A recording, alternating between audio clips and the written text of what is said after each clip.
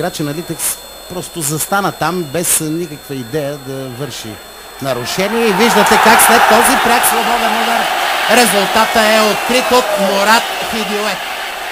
Една любопитна ситуация с последствия, която със сигурност ще бъде коментирана. В 43-та минута Мурат Хидиоет дава предимство на ЦСКА на стадион Българска армия. Предимство дошло след странни обстоятелства.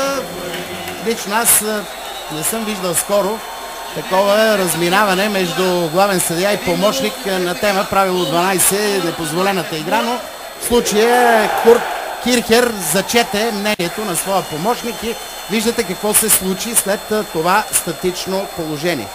Лошо построена отбрана на Литекс. Там имаше и много сериозно присъствие на футболисти в червени екипи. Така или иначе Мурат Хидиоет се измъкна и нанесе головия удар. Аплодисменти и за Христо Янев.